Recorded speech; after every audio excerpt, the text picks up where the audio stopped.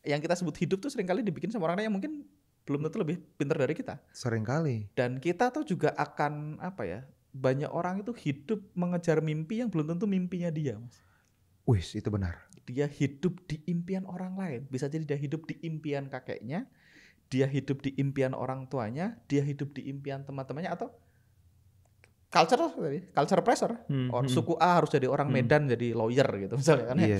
Ya kan, orang Padang dagang gitu ya. Punya toko gitu. Orang Cina harus punya toko misalnya kan. Betul. Itu kan nggak harus selalu begitu, tapi kadang-kadang kita melakukan itu karena kita pikir ya karena memang gitu sih. Karena memang kita nggak tahu apa-apa sebenarnya. Tapi memang dunia kita kan memang desain gitu, Mas.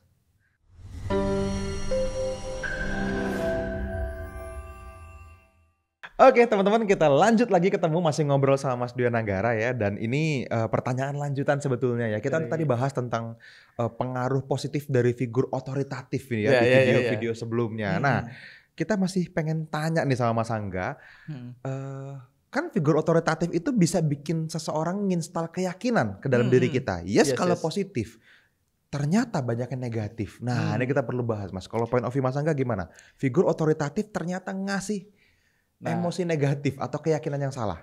Jadi sebenarnya ini potongan dari satu materi yang lebih gede sebenarnya, Mas. Jadi kalau kita ngomongin teman-teman yang di level 1 tadi, kan mereka terjebak sama culture scape. Kita udah bahas di video sebelumnya ya. Terjebak sama aturan-aturan yang dia pikir benar, ternyata sebenarnya nggak benar-benar amat gitu. Dari bahwasanya kita udah sadar bahwasanya banyak hal di sekeliling kita yang kita sebut dengan life, yang kita sebut dengan kehidupan, itu semuanya made up, semuanya buatan. Dan dibuat oleh orang yang seringkali nggak lebih pintar dari kita. Hal-hal tadi, culture scape, terus hal-hal tadi itu menciptakan namanya bullshit rules. Ada banyak hal yang bisa menciptakan bullshit rules. Ada 4 atau 5. Nah, salah satunya kita bahas satu dulu untuk video ini adalah figur otoritatif tadi.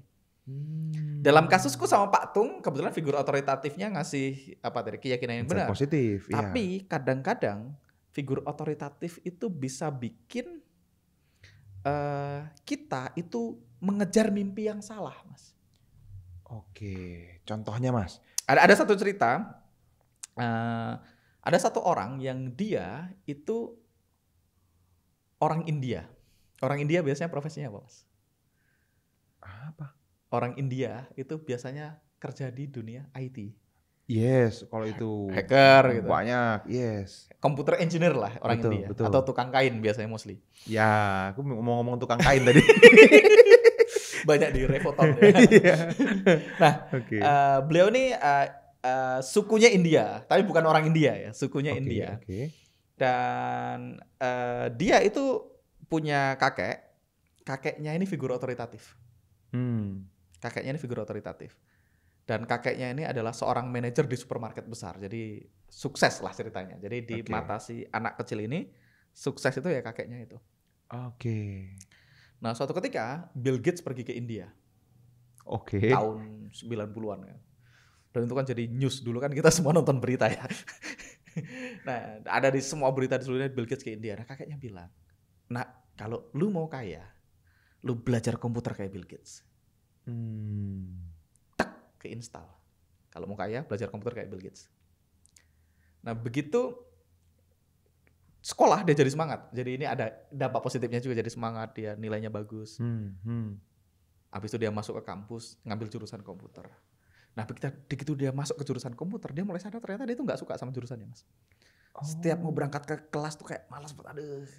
Ada banyak orang yang kuliah milih jurusannya itu either ikutin temennya atau kayak milih menu aja, kayak nasi goreng enak. Iya kan? Ketika menjalani hari-harinya jadi malas kan. Iya, berapa banyak teman-teman kita yang kuliahnya IT kerja di bank gitu. Ya, betul. Atau kuliahnya bidan kerja di bank gitu. Kuliahnya ekonomi kerjaannya IT gitu. Banyak yang kebalik-balik. Kan? Dan lebih banyak yang kebalik, Mas. Betul. Daripada yang sesuai. Lebih dari 50% orang itu mereka jurusannya salah. Menjalani profesi yang tidak sesuai dengan. Dan ada surveinya, ini yang survei Gallup. Gallup itu salah satu survei terbesar. Kalau kita BCA itu biasanya nanti disurvei sama Gallup gitu. Nanti diangkat ya gitu. Gallup tuh punya survei, 87% orang tidak menyukai pekerjaannya, Mas. Wow. 87%, Mas. Nggak suka sama kerjaan. Nggak suka sama pekerjaannya. Jadi kalau teman-teman ada di 13% itu ya teman-teman beruntung. Wow. Nah, dari mana datangnya? Kenapa ada orang yang kuliah di jurusan yang dia benci kan gitu? Betul. Kenapa ada orang yang bekerja di pekerjaan yang dia nggak suka? Salah satunya karena dia terjebak sama culture escape tadi, sama bullshit rule tadi yang kadang-kadang diinstal sama figur otoritatif. Dalam kasus teman kita tadi itu kakeknya bilang, halo teman-teman, sorry saya potong videonya ya. Saya pengen kasih info spesial banget untuk teman-teman semua. Kalau misalnya Anda suka dengan konten seperti yang sedang Anda tonton di YouTube ini, maka teman-teman akan sangat suka kalau misalnya kita bisa ketemu langsung secara live. Kita teman-teman lagi bikin sebuah webinar khusus ya, di mana ini akan kita bikin gratis untuk teman-teman semua dan Anda bisa ikutan. Caranya gimana? Teman-teman langsung aja cari di kolom deskripsi di bawah video ini. Anda daftarkan diri Anda di webinar terdekat itu dan kita akan bisa ngobrol secara langsung di dalam webinar online-nya ya. Jadi pastikan Anda terdaftar dan silahkan lanjut nonton videonya. Kalau lu mau kaya, lu masuk komputer kayak Bill Gates. Begitu kuliah dia merasa kok aku nih kuliah kayaknya enggak kayak berat banget, kayak terpaksa gitu. Jadi dia absennya kira-kira pas asal tidak DO aja. Oke. Oh, jatah alfa 5 kali, berarti dia 5 kali dipakai semua. Sampai dia lulus dengan nilai pas-pasan. Dan akhirnya dia keterima kerja di Microsoft, Mas. Oke. Ketemu Bill Gates, dia diundang ke rumahnya Bill Gates dari Microsoft. Tapi ketika semua orang masuk ketemu Bill Gates itu dia stres. Karena dia mengerjain sesuatu yang bukan yang dia mau. Dan akhirnya dia sadar bahwasanya dia itu mengejar impian yang bukan impiannya dia. Nah, ini bahaya nih. Yang dia kejar tuh impian kakeknya ternyata, bukan impiannya dia. Figur otoritatif dia tadi. Yes. Berapa banyak orang yang jadi dokter karena bapaknya dokter. Betul. Iya kan, kita punya teman yang mbahnya dokter, bapaknya dokter, anaknya dia dokter, anaknya dokter, kalau bisa cucunya dokter, menantunya kalau bisa dokter kan gitu. Apakah ya ada orang yang cukup beruntung karena dia memang passionnya jadi dokter, tapi ada orang yang begitu jadi dokter dia kayaknya aku salah jurusan ya gitu. Banyak Mas, dokter yang jadi artis banyak kan gitu, dokter jadi musisi banyak. Ahok tuh dulu pernah cerita dia di sekolahin dokter, kata Ahok. Abis itu kayak 2 semester dia keluar ya. Kalau aku jadi dokter aku gunting tuh ketinggalan di perut orang kalau aku operasi. Kata Ahok gitu. Iya. Teman kita tadi sama, dia begitu keterima di Microsoft yang semua diimpikan gitu ya. Dia dapat apartemen yang sangat bagus, punya sepeda gunung yang sangat bagus gitu. Dia punya pemandangan yang bagus di depan apartemen. Tapi rasanya kosong, Mas. Sedangkan dia mau keluar, mengecewakan keluarga kan nggak mungkin mengundurkan diri dari Microsoft waktu itu. Microsoft itu adalah the company to work tahun itu kan. Yes. Nah, akhirnya dia yang terjadi ya dia akhirnya stres jalanin pekerjaannya. Dan dia cukup beruntung sih, karena setelah 11 minggu kerja dia dikeluarkan. Dengan sengaja. Jadi dia sengaja main game di tempat kerja supaya ketahuan dan supaya dikeluarin gitu. Tapi ada orang yang gak sadar setelah 11 tahun, Mas. Dia kebetulan 11 minggu sadar kalau itu bukan yang dia mau. Kalau selama ini dia hidup di impian orang lain. Ya bukan impiannya dia. Menggali. Ini banyak banget, Mas. Makanya kenapa surveinya 87%. Karena memang menurutku orang itu mentoleransi. Udahlah gak apa-apa lah. Ini kan keren kata orang. Yes. Udahlah, ini kata ayahku memang bagus kok. Ini kata teman-temanku ini banyak orang pengen di posisiku. Yes. Tapi dia gak happy. Yes. Ada orang yang setelah umur 4, makanya banyak orang bangun di umur 40 tahun terus. Ngapain ya? Baru bangun dia. Iya. Waktu itu Mbak Lisna pernah cerita ada satu orang yang dia kerjanya kuliah habis itu bingung mau ngapain. Karena dia selalu kuliah karena dia bingung mau ngapain. Aku lupa ada ceritanya. Nanti kita undang dia untuk ceritain cerita itu. Jadi kadang-kadang ya orang kita itu bisa dapat aturan-aturan main yang belum tentu benar. Ya tadi, yang kita sebut hidup tuh seringkali dibikin sama orang yang mungkin belum tentu lebih pintar dari kita. Seringkali. Dan kita tuh juga akan banyak orang itu hidup mengejar mimpi yang belum tentu mimpinya dia, Mas. Wis, itu benar. Dia hidup di impian orang lain. Bisa jadi dia hidup di impian kakeknya, dia hidup di impian orang tuanya, dia hidup di impian teman-temannya, atau culture pressure. Suku A harus jadi orang Medan jadi lawyer gitu misalnya kan. Yes. Ya, kan orang Padang dagang gitu ya. Punya toko gitu. Orang Cina harus punya toko misalnya kan. Betul. Itu kan nggak harus selalu begitu, tapi kadang-kadang kita melakukan itu karena kita pikir ya karena memang gitu sih. Karena memang kita nggak tahu apa-apa sebenarnya. Tapi memang dunia kita kan memang desain gitu, Mas. sampean umur 17 tahun tamat SMA, sampean kan nggak tahu mau ngapain dengan hidupmu, sampean harus menentukan jurusan untuk menentukan nasibmu ke depan. Puluhan tahun ke depan Iya loh. kan? Nggak sembarangan. Iya kan, sampean Iya. sampean 17 tahun emang ngerti apa? Iya. Tentang hidup maksudnya. Yes. Tentang apa yang mungkin dan nggak mungkin kita capai. Yes. Mostly minim, teman-teman yang lain Nggak juga banyak semua ilmu, juga. knowledge, nggak banyak pengetahuan kan. Terus kita harus memutuskan kita kuliah di jurusan apa untuk merencanakan hidup kita. Makanya tadi Pasti wajar ada tularan, pasti. 87% orang itu tidak suka sama pekerjaannya. Setelah umur 40 dia bangun kan soalnya. Iya. Ada banyak cerita, ada satu orang juga, aku ini nonton dari Reels ya. Ini aku nggak denger langsung, aku nonton Reelsnya Mas Gobin Fasdev. Gobin itu juga sama. Gobin itu dia sangat benci polisi, tidak tahu kenapa Mas. Oke. Kalau lihat polisi tuh bawaannya emosi, pengen marah-marah pokoknya. Oh. Dia bilang. Padahal dia ditilang juga nggak pernah, bermasalah sama polisi nggak pernah pokoknya. Nggak pernah disakitin sama polisi sebenarnya. Tapi kalau lihat polisi dia kayak Kesel aja, banget. ya. Oke. Nah begitu diinget-inget ternyata dia dulu waktu dia kecil dia punya driver. Huh? Driver ini orang yang otoritatif, nyetirnya enak, pokoknya jos lah. Kan orang kan anak kecil suka, dia nyetirnya jago ya, enak nyetirnya gitu. Nah dia mengagumi bapak yang nyupirin dia kemana-mana ini. Nah bapak ini setiap kali lihat polisi selalu, polisi ini gini dia ceritain tentang semua ketidaksukaan bapak ini terhadap polisi diungkapkan. Nah Mas Gobin kecil itu dengerin di situ. Dan dia tidak pernah punya masalah direct sama polisi, tapi nggak tahu kenapa dia sangat benci sama polisi ketika dia grow up. Sampai dia sadar dan dirilis dan bisa berdamai. Wow. Jadi apa yang kita suka, apa yang kita benci, apa yang kita pikir kita takut, seringkali bukan punya kita loh. Tapi diinstal sama figur di masa lalu yang belum tentu lebih pintar dari kita.